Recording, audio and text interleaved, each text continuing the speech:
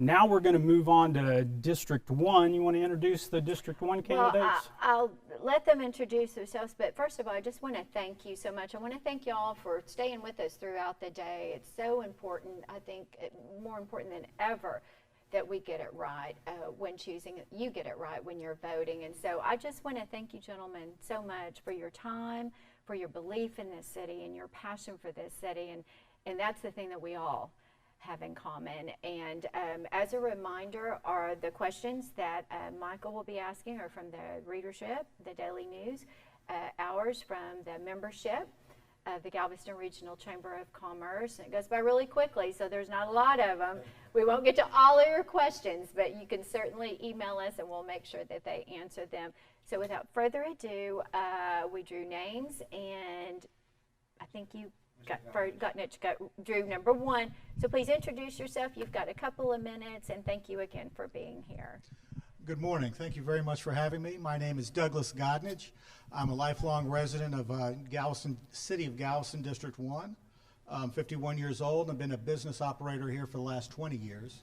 But I grew up in District 1 and enjoy the opportunity to be here today. Thank you. Reverend E.R. Johnson. Once again, I am a candidate for District 1 of Galveston City Council. The reason why I'm running for this particular position is to represent a portion of the city of District 1 to make sure that their voices is heard. We're at a time and a crossroad where we can yet achieve great things in this city, and I think we're on our way to a good opportunity to advance. District 1 has a lot of opportunities for advancement, and so I want to be that representative to make sure that that particular district gets those tools, it gets those things that it needs to be sure that it once again is developed and once again brought to the forefront, that we might be able to allow this city of Galveston to become a place where we all can have an opportunity to learn, grow, and share in so many things that Galveston has to offer. So I'm looking forward for the opportunity to be able to be a part of that, and I'm certainly thankful for the opportunity to be able to share in this moment, that we be able to come together and be able to have this dialogue together on today. Thank you so much. We're going to start with our first question. What are the 2 most important issues facing Galveston today, and what is your plan to address them? Yes, sir, you'll go first. I think the 2 biggest issues facing the city of Galveston are, one, budgetary constraints and development. And particularly in District 1, my primary concern is the displacement of the people who have been living on the island, been living in District 1, being displaced by the increase in property values, being displaced by the increase in the tax rate. And I think those are issues that are critical, that affect the people who actually live here and choose to make Galveston their home. As the expense of living on the island increases, many people, especially in District 1 that are vulnerable, are being displaced, and I think that's a concern that City Council needs to address, and I think those are the 2 biggest issues affecting District 1 in particular. I think, once again, one of the major factors, of course, in District 1 and of course in the entire city is our infrastructure. We need to make sure that, once again, that we address those issues that are part of District 1. For any of you know, on any time like this, on a rainy day like this, any time we have flooding, District 1 is one of those areas that flood more so than any other part of the city. So we need to address that first and foremost in that particular area, and then we can begin to address housing and can address those businesses that we can bring to that particular area, to bring development to that particular area, to do what, once again, what Mr. Goshen said, to bring forth families to have an opportunity to have affordable homes in that community. So we need to address some of those things. Of course, once again, dealing with the infrastructure, beginning with that, and then, of course, start dealing with other items that we can yet address to make sure that the citizens of that particular district will be able to have an opportunity to certainly bring forth an advancement in that particular area.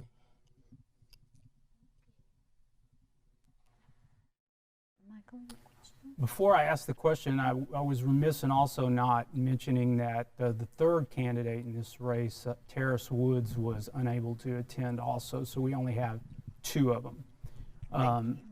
So who's up now? Mr. Johnson, I think you go Johnson, next. yes. All right. So here's your question. What do you think about the property tax rate? And if you think it's too high, where would you propose to make cuts? And what specific programs, services, or people? Well, being a taxpayer, we always would think taxes are too high. Always too high. But I think that we can yet once again address that particular issue, making sure that the tax rate is at a level that once again that would be comfortable for those individuals within District 1 and an entire city. I think certainly more so if there are other areas that we can yet bring, that we can allow to bring in more income in other areas that will help keep the taxes at a level where most individuals in that particular district and in the city would be able to afford.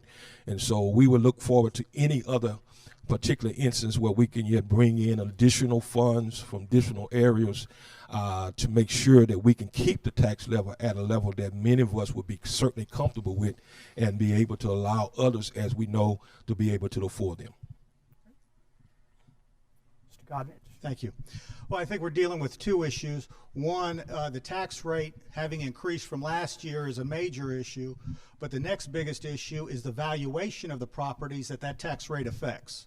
And I think District 1 in particular is more hit than many of the other districts because we have so many older homes in District 1, and as people from other communities inflate the values of these older homes and move into the community, more people who have elderly people and many people who've lived in the district for a long time are being displaced. When we talk about how that tax rate affects city services, I think what needs to be looked at is the revenue. As the increase in the values of the property, the tax rate, either last year's tax rate or this year's tax rate, affects the property in a disproportionate value because more income is being generated.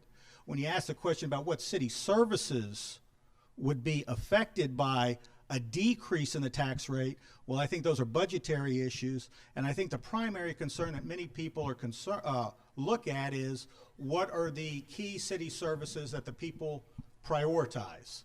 Emergency services, police, fire, ambulance services. I think those are key services, along with garbage and refuse, are the services that people prioritize.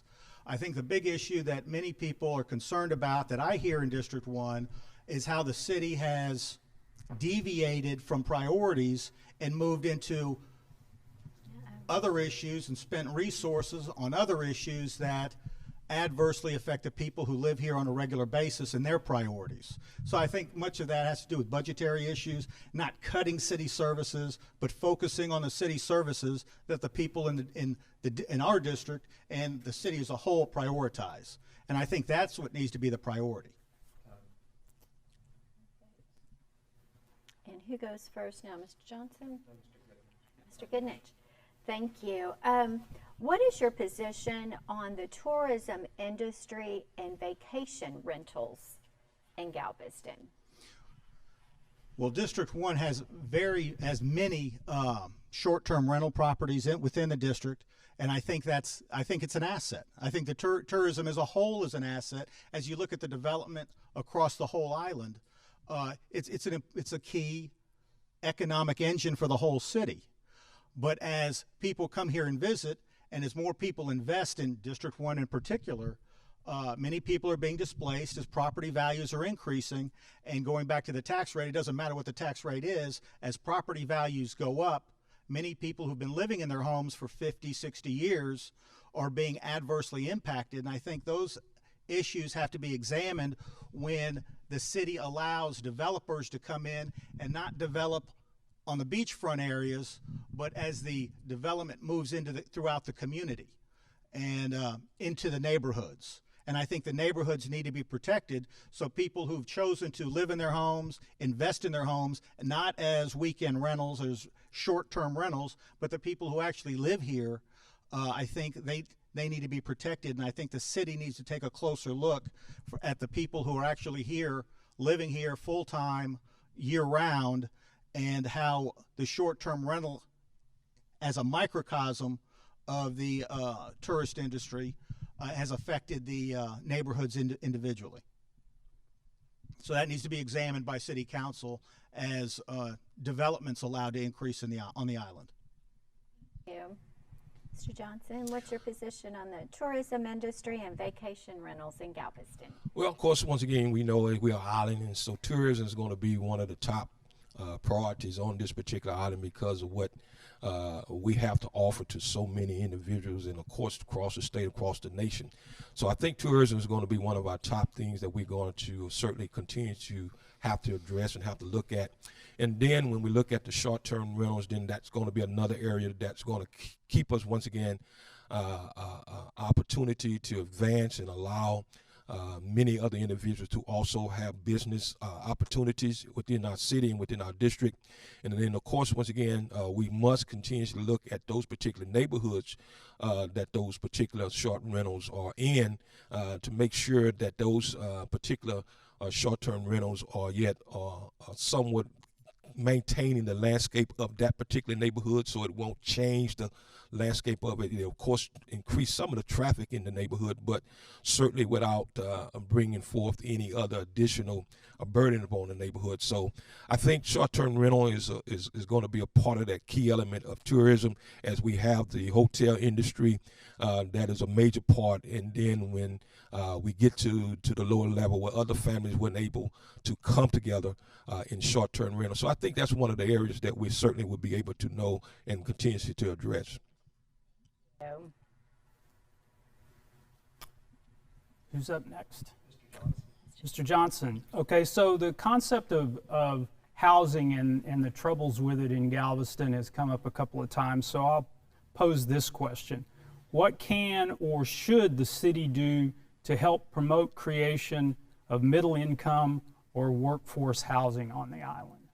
Well, certainly we look at, once again, in District 1 where there are several areas where there can be development, certainly for middle class individuals to have homes. Of course, as we know that the market value of many of these homes that we have already in District 1 and in the city are somewhat more higher than those on the mainland. And so we need to kind of make sure we address that housing aspect for the middle income, and then also to bring forth jobs for that particular individuals to make sure that they have an opportunity to earn a livable wage, that they will able to have an opportunity to become home ownership.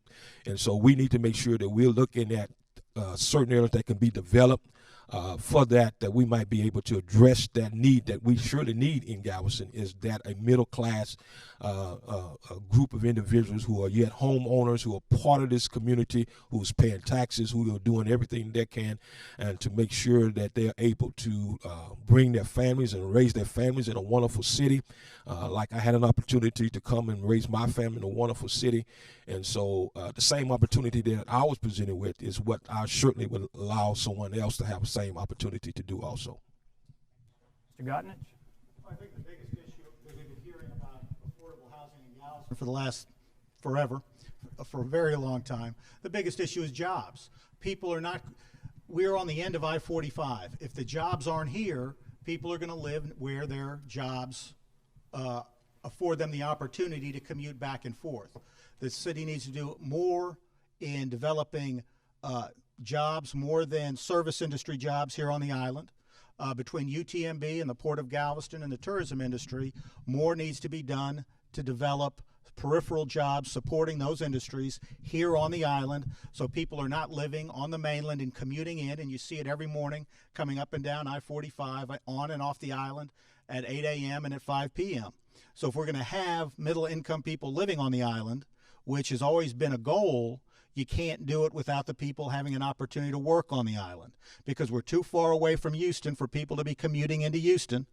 Living here and commuting in, we need the jobs here. In Galveston and Texas City, out of the 13 municipalities in Galveston County, are the only two municipalities that have middle income to higher income jobs within their city limits. League City has always been a commuter community where people commute into Houston, into other areas. Same thing with everything north of 517. if we're going to have affordable middle income housing, which support the schools and have people raising their families here, we have to have the jobs here.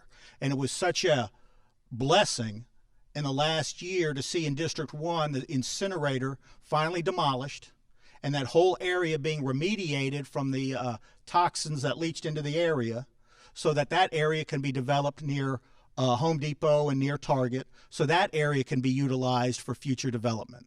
And that's what we need. We need the jobs first, and with the jobs, people can choose to raise their families here, given the school district that we have and given the wonderful amenities that we have in Galveston between the beach and being on this end of I-45. Thank you. Do we start with Mr. Gutnich now? Woo, there's only two, but we're keeping up. We're keeping up. Okay, good job. How would you describe, for those watching, and if y'all will, when you're talking, if you don't mind, look at that camera because you're really addressing those thousands of people that are watching. I know it's hard because we're here and we want to have that conversation, but for those watching, how would you best describe your district currently, and what would that look like if you're successful in doing what you want to do? And the reason that you're running, what would that look like? If you could just describe it briefly for those. District and 1 what is success look like? I'm sorry. District 1 is a district in flux. We have a large commercial area, and then we have a large area of older homes. District 1 primarily is from 25th Street west to 69th Street north of Broadway, and then up to Avenue O to 39th Street south of Broadway. And in that area, we have many commercial areas and we have many residential areas. Well, it's primarily residential, and many of the homes in District 1, 85 to 90% of the housing stock are all over 50 years of age, and they're all wood. And that's why city services are so important when it comes to police and fire and refuse. And that's what I think many people who come into District 1 and see the development, like over at the brewery with Karamet Development renovating the brewery, and with the development over at the incinerator site, there's a lot of potential. And as the area's potential grows in District 1, hopefully many people will move into the area and develop and maintain the homes for the people who already live there.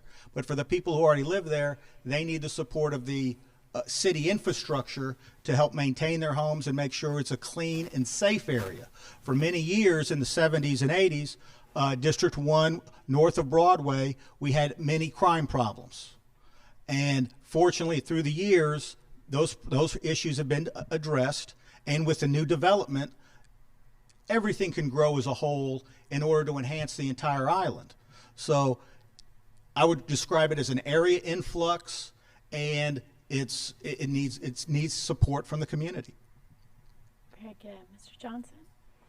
Yes, District 1 once again presents unto us a wonderful opportunity for future development because of the vast areas that's undeveloped in that particular district at this particular time. So it provides for us so many opportunities to bring in, as we said, housing, to bring in additional businesses, to bring in additional opportunity for those individuals in that particular district to have ownership, and then to be able to allow this city to continue to develop somewhat of an area that, once again, that will reflect the entire city of Galveston as a whole.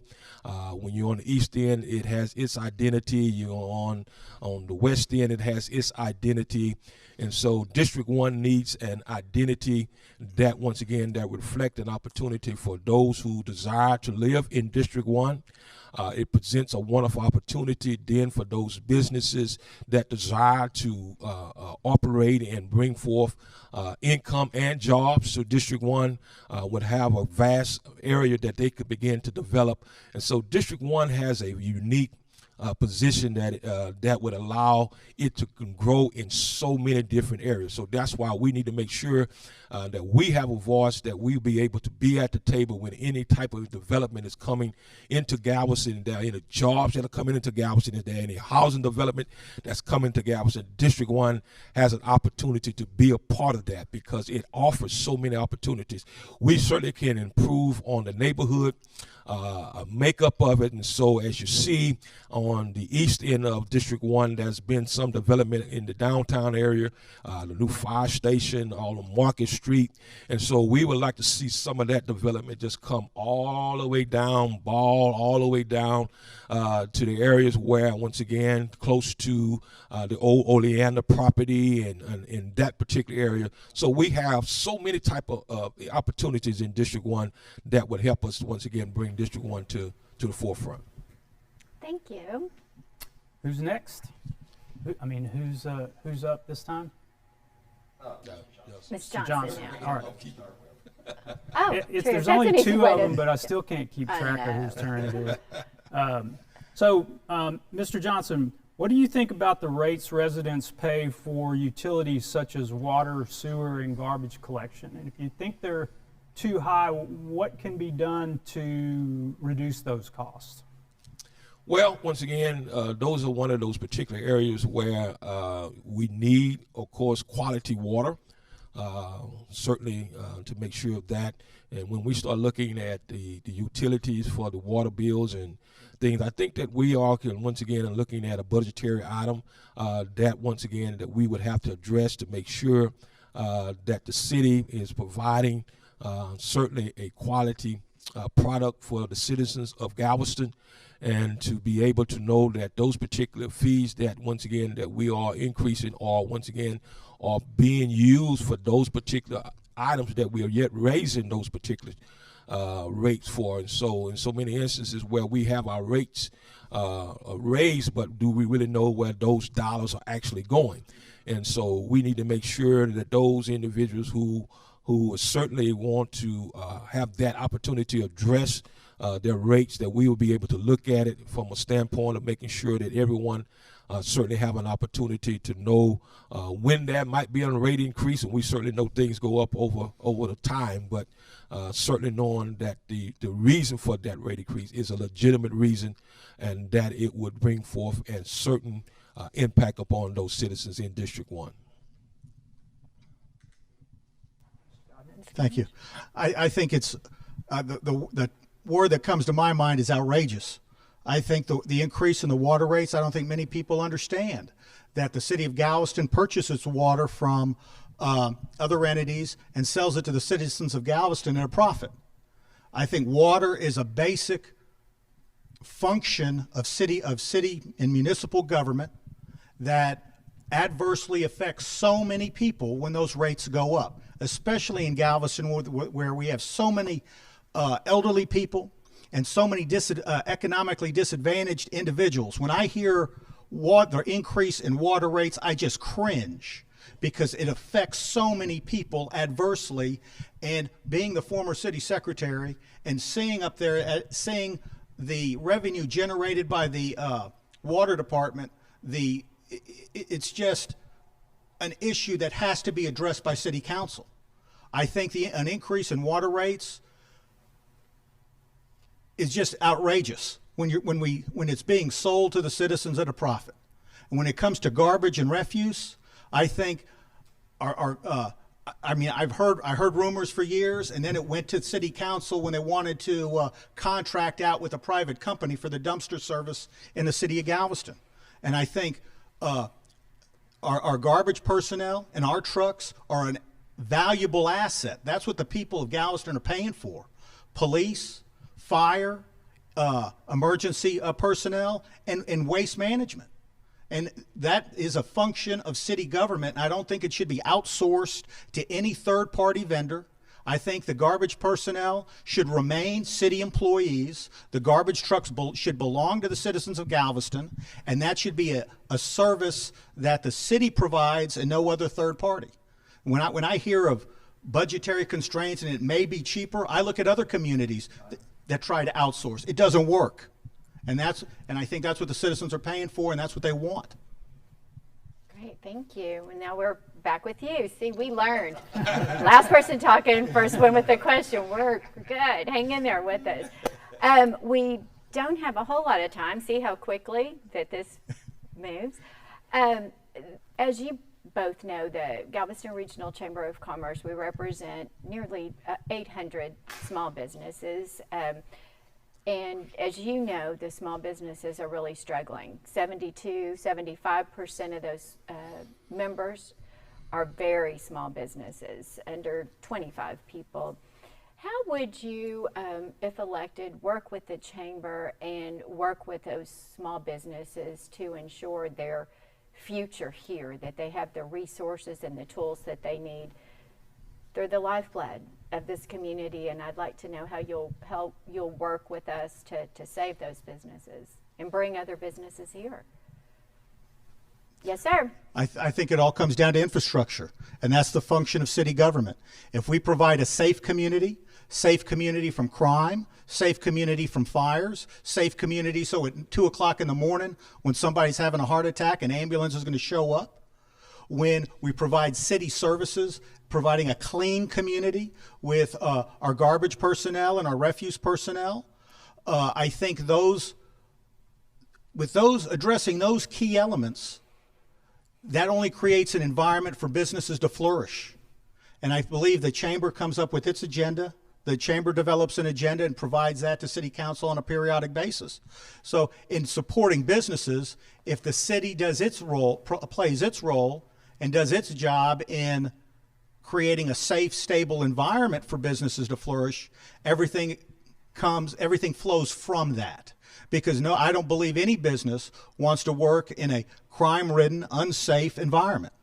So if the city function, the basic city functions that the citizens understand that they're paying for are taken care of, I think everything would flow from that and businesses would flourish. Thank you. Ms. Johnson?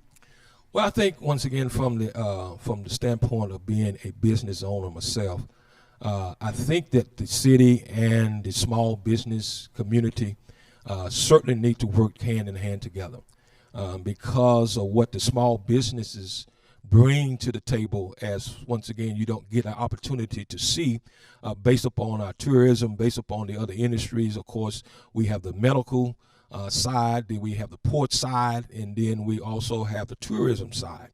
And so you hear a lot about those particular boards that the city has to work with those particular entities.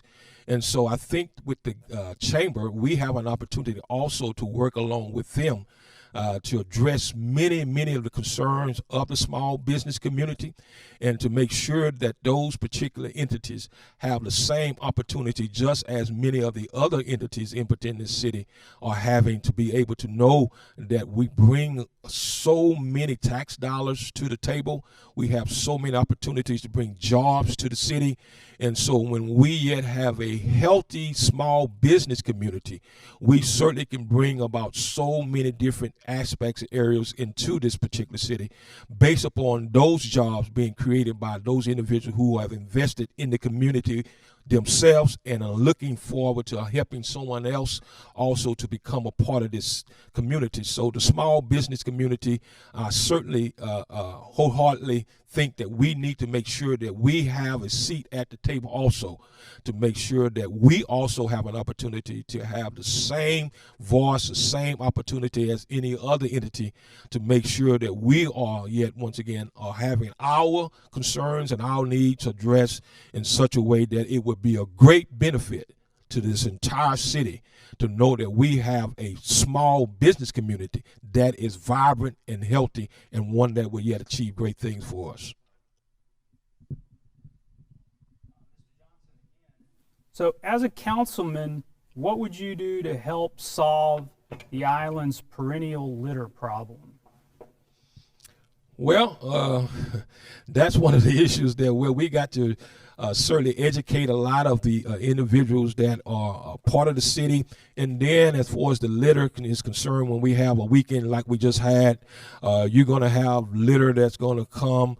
But I think we need to work within our neighborhoods and work within the city, as I see more so now as ever, which is a positive thing, that after situations like the weekend that we've had with Labor Day, Memorial Day, and even after each weekend, I'm seeing where the city now has staff and individuals out picking up litter, picking up trash now. I see that, and I think that's a great and a wonderful opportunity for us to know that our city is being cared for. Our tax dollars are yet being put to use in a positive way.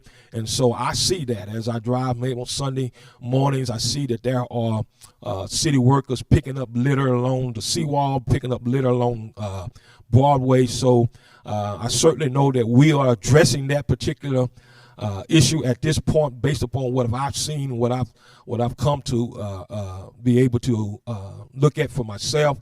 And so I think that's one of the important aspects of making sure that this city certainly is being kept in such a way. We certainly, once again, must do our part as those who are citizens and part of this wonderful community. But yet we need to make sure that that is wonderful opportunity for us to make sure that our city is kept up in such a way. Mr. Godnich. I agree. I think it all comes down to infrastructure and a priority of city services.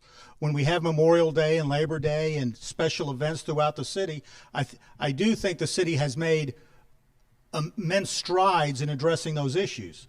But when you have lulls, like due to the current virus, where areas have been shut down for a while, and then all of a sudden we get a large influx, many people aren't accustomed to seeing mountains of garbage like it was before. But I think the city, that's a priority for city services, and I think the city needs to focus on those issues. But then it also goes back to an issue of the short-term rentals that were brought up earlier. Depending on where the short-term rentals are, you're bringing people, visitors to our island from high tourism areas like the beach or down on the Strand, into neighborhoods and into areas where they generally weren't accustomed before. And that was a problem in other parts of the city where they're having these party houses and things like that that were creating issues for the neighbors. So we're not just talking about waste and refuse on the street, we're talking about noise pollution as well. And those issues need to be addressed by city government so that we don't have residential areas that are not adapted or not inviting to massive amounts of tourists coming into your neighborhood and into your driveway. Those issues need to be addressed by city government and supporting our community, our neighborhoods within our community, so that city services can better address the high concentration of visitors, such as on the beach or after motorcycle rally downtown, where the city services can better meet the large volume of visitors.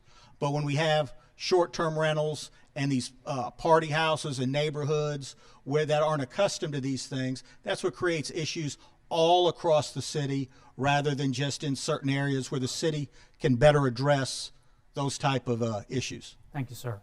Very good, thank you. I think we've got time for one more question. And it's actually a statement. You'll have 2 minutes now to really look into this camera and talk to your constituents and those viewing, and tell us why you feel and why you're running in this district and why you feel you're the best person for the job in District 1. Well, being a business owner here on the island and being a lifelong resident of District 1, I'm passionate and very, very concerned about the direction of the community. You can never go back. I think the city's on a good path, but this city government needs to be directed to meet the needs of the citizens first and the people who live here all year round. And as opportunities become available, such as the incinerator site, the area where the old brewery was, as those areas are being developed, I am very concerned about the direction that this community could turn. And I'd like to be I believe I would be a valuable asset in helping direct our city government in a path that benefits the whole island, but in particular District 1, where so much is in flux that it needs to be addressed in a responsible manner And not only do I want to be a part of that, I see the need to step in at this time. I've been involved in city government in the past and in county government in the past, but now with so many things in flux at this time, I felt it was important to run for District 1 at this time in order to address the challenges that I see facing the community as tax rates are increased, as city budgets are being expanded, and I don't want to see the opportunities available to District 1 and this island in general be squandered. Thank you. Ms. Johnson? Well, certainly, once again, my reason, once again, for running for this particular position is to first and foremost to be a representative of District 1 as the voice of District 1, to make sure that District 1 has an opportunity, just like the other districts in our city, to be able to allow it to become a place that it is developed. It is a wonderful opportunity in the direction that the city is going now, and I think that because of what's actually going on, what the city is now embarking on, it's important that we have someone who first and foremost has somewhat of a business background to understand the business aspect of it, then to also have a background of one who lives within the district, to be able to know that as a homeowner in that particular district, that I also have invested, and others who have also invested, like Mr. Gottlieb himself, have an opportunity to know that they have someone down there at City Hall who is representing them in their particular interests, and to make sure that this city has an opportunity to become a place where everyone has an opportunity to succeed and become successful because of the success stories that you see from myself and him. Will give us a wonderful opportunity to know that we have a voice. So many times in instances like this, we come up with a lot of promises, we come up with a lot of statements that say, well, I'm going to do this, I'm going to do that.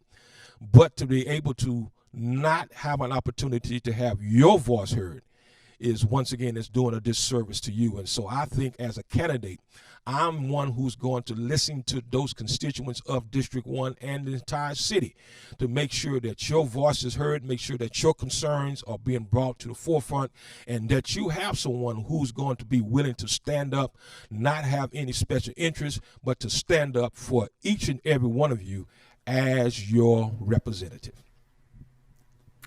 Thank you all so much for your time. This has been such a pleasure. Thank you. We appreciate you tuning in with us. We're going to take a break. We'll be back here live at the Sea Star base at 1:15 with our District 2 candidates. Any parting thoughts, Michael? Just like my esteemed colleague always says, stay tuned.